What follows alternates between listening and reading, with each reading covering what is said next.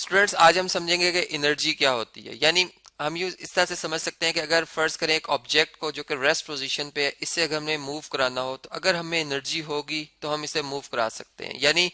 हम simple words में ये कह सकते हैं कि किसी बॉडी में एनर्जी जो है वो क्या, इस सलाहियत का नाम है कि वो वर्क कर सके। यानी इसको मैं यूं कह सकता हूं कि एबिलिटी, ठीक है, एबिलिटी ऑफ बॉडी, ठीक है, जो कि वर्क कर सके।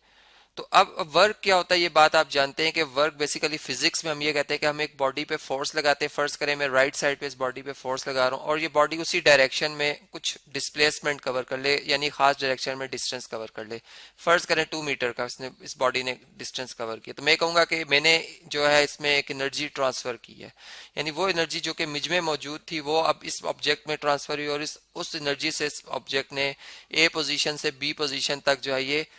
फासला तय किया है, ठीक है। अब वो एनर्जी जो है अगर हमने कैलकुलेट करनी हो कि कितनी हमने ट्रांसफर की है तो वो वर्क डन से हम मालूम कर सकते हैं। यानी सारी बात है कि जितनी इस बॉडी ने वर्क डन किया उतनी ही एनर्जी मैंने उस पर ट्रांसफर की है, ठीक है। यानी फर्ज करें अगर मैंने इस पे 5 न्यूटन की फोर्स लगाई थी और इसने 2 मीटर का डिस्टेंस कवर किया है, तो मैंने देखा कि मैंने इस बॉडी ने जो वर्क डन किया है वो कितना किया जी, वो फोर्स और इसके डिस्टेंस का यानी जो डिस्प्लेसमेंट है इनका प्रोडक्ट होगा, जो कि हमारे पास आ जाएगा जी 5 न्यूटन मल्टीप्लाई बाय 2 मीटर, जो कि 10 न्यूटन मीटर बनता है, ठीक है। तो इसका मतलब कि इस बॉडी ने 10 न्यूटन मीटर का जो है वर्क किया, या इसे हम जॉउल्स भी कहते हैं, ठीक है। यानी 10 जॉउल्स का वर्क किया। इसका मतलब कि इसमें जो एनर्जी आई है वो कितनी आई है, 10 जॉउल्स की आई है। जबकि इसका मतलब अगर इसमें एनर्जी आई है तो जो जिस जिस पर्सन ने इसको धकेला है उससे इतनी एनर्जी जो अमाउंट ऑफ एनर्जी क्या हुई है, लूज हुई है, उसने इतनी एनर्जी लॉस कर दी है। तो यहाँ से फिर हमें एक रिलेशन मिलता है कि बेसिकली वर्क और एनर्जी आपस में जो है वो क्लोज्ड हैं, ठीक है। और एनर्जी के भी यूनिट वही होते हैं जो कि हमारे पास वर्क के होते हैं। यानी दोनों ही हमारे पास एक तो स्केलर क्वांटिटीज हैं और दोनों को ही हम जॉउल्स में मैयर करते हैं। अब एक बात ये कि जैसे एक फर्ज करें एक दीवार है और इसको मैं धकेल रहा हूँ, और फर्ज करें कि वो दीवार जो है, अब मैं इस पे अपनी अपनी तरफ से मैं बहुत फोर्स लगा रहा हूँ, ठीक है, मैं बहुत फोर्स लगा रहा हूँ, लेकिन ये दीवार जो अपनी जगह से नहीं हिलती। इसका मतलब कि इस दीवार ने जो वर्क डन किया या हमने इस पे कितना वर्क डन किया, ठीक है। यानी हमने इस पे जो हम ये कह सकते हैं कि वर्क की अब डेफिनेशन को अगर हम इधर अप्लाई करना चाहें कि हमने इस पे फर्ज करें 10 न्यूटन की फोर्स लगाई है और बॉडी ने 0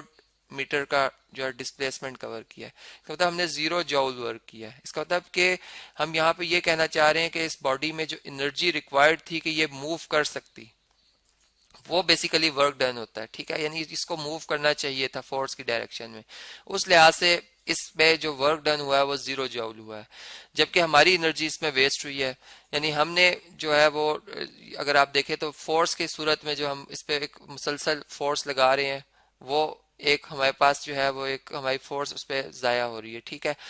लेकिन हम अगर वर्क डन के हवाले से देखें तो वो 0 जॉउल वर्क हुआ है। फिर इसी लिहाज से जब हमें बात समझ में आती है तो हम ये कहते हैं कि एनर्जी जो है हमारे पास, एनर्जी जो है वो आखिर किन किन फॉर्म्स में एग्जिस्ट कर सकती है। हमने देखा कि एनर्जी जो है उसकी जो बेसिक दो ही हमारे पास टाइप्स होती हैं। यानी एक वो टाइप होती है एनर्जी की जिसमें कि वो मोशन, यानी बॉडी के मोशन की वजह से उसके अंदर एक एनर्जी आ जाए, ठीक है। यानी कि चले इस बात को मैं आज जो है वो भी एक्सप्लेन करता हूँ आपसे कि ये कौन सी टाइप की एनर्जी होगी। यानी इसको हम जो इसका नाम हम रखते हैं वो ये रखते हैं कि ये काइनेटिक एनर्जी है। यानी ये काइनेटिक एनर्जी है जो कि मोशन की वजह से है। जबकि दूसरी एनर्जी जो हमारे पास होगी वो पोटेंशियल एनर्जी होगी, यानी जो पोजीशन की वजह से होगी। लेकिन अब इसमें कि किस तरह से ये एक एनर्जी जो है हम इन दोनों को स्टडी कर सकते हैं। यानी इसकी सिंपल एग्जांपल मैं यूं कह सकता हूं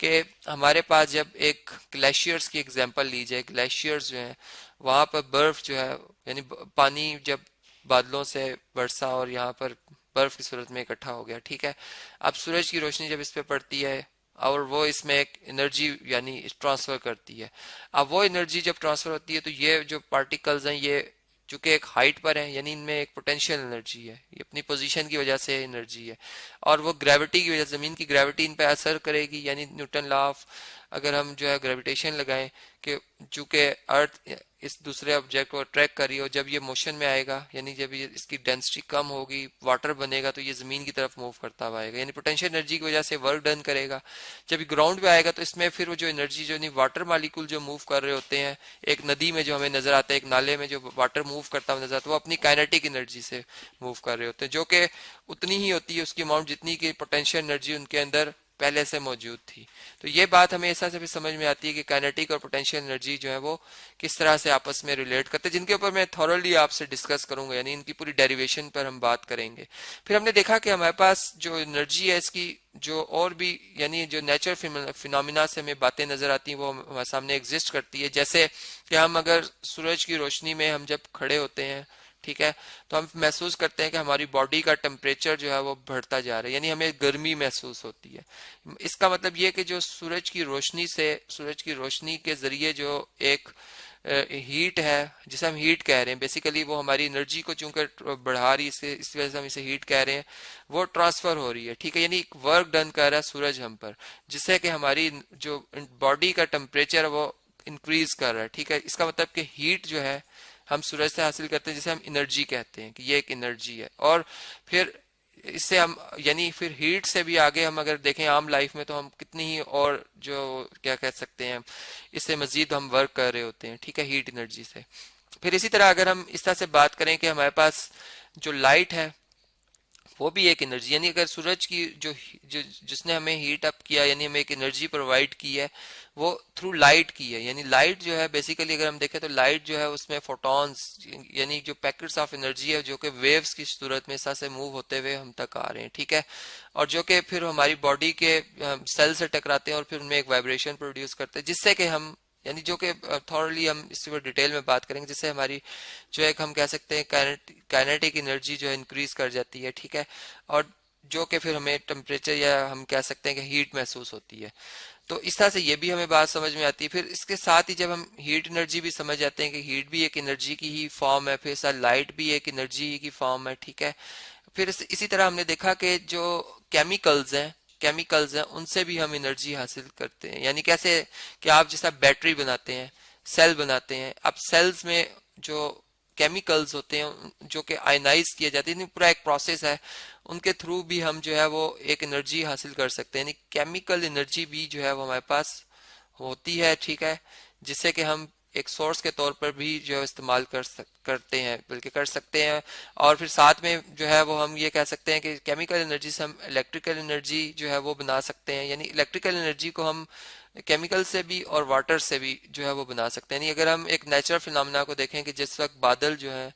गरजते हैं, ठीक है, अगर हम बादल देखें तो बादल बेसिकली क्या है कि इसमें वाटर मालिक्यूल्स हैं जो कि हमसे हमारी जमीन से कुछ हाइट पर है, यानी जो अपनी पोजीशन की वजह से, हाइट होने की वजह से इनमें एक पोटेंशियल एनर्जी है, यानी यहाँ से इनमें एक एनर्जी मौजूद है, वो किस वजह से, हाइट की वजह से है। अब वो आपस में जब टकराते हैं, यानी जाहिर बात है इनमें एक जो केमिकल प्रोसेस होता है जिससे कि एक लाइट जो है वो जनरेट होती है, जिससे कि हम चमक कहते हैं। वो चमक जो है इलेक्ट्रिकल एनर्जी जो है, वो इलेक्ट्रिकल एनर्जी लाइट की शक्ल में हमें नजर आती है। और लाइट जो है वो अगर हम देखें तो वो हम तक जिस तरह से पहुंची, और फिर उस जो यानी उसमें भी एक एनर्जी मौजूद होती है जिसने के इस पूरी टोटल एनर्जी का कुछ पार्ट जो है वो कंज्यूम किया। यानी एक तो हमने देखा कि हमारे पास जो है ये इलेक्ट्रिकल एनर्जी, फिर इलेक्ट्रिकल एनर्जी से हमने देखा कि एक पूरे सिस्टम में जो हमारे पास एक एनर्जी होती है वो कंजर्व भी रहती है। वो किस तरह से कंजर्व रहती है कि अगर हम इस पूरे हिस्सा से, मैंने इस बादल के इन दो टुकड़ों के हवाले से बात की कि इनमें एक एनर्जी थी, ठीक है, अब वो फर्ज करें कि उसकी कुछ अमाउंट जो एनर्जी है वो 25,000 जॉल्स में कहता हूँ, वो एनर्जी जो है वो इस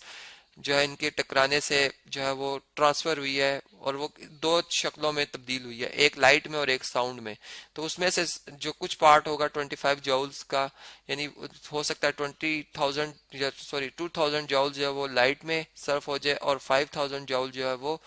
साउंड में जो है वो ट्रांसफर हो जाए। लेकिन जो टोटल एनर्जी है वो हमारे पास अगर इनका हम अरिथमेटिक सम करें तो वापस उतनी ही आ जाएगी, यानी पूरी एनर्जी कंजर्व रहती है पूरे सिस्टम में। तो इस तरह से हमने देखा कि ये हमारे पास जो एनर्जी है वो क्या होती है, फिर उसकी डिफरेंट फॉर्म्स को, फिर जो उसमें टोटल एनर्जी कंजर्व रहना, जिसके ऊपर हम थॉरली आपसे बात करेंगे, यानी इनके ऊपर उनकी पूरी डेरिवेशन होगी जिसको कि हम डिस्कस करेंगे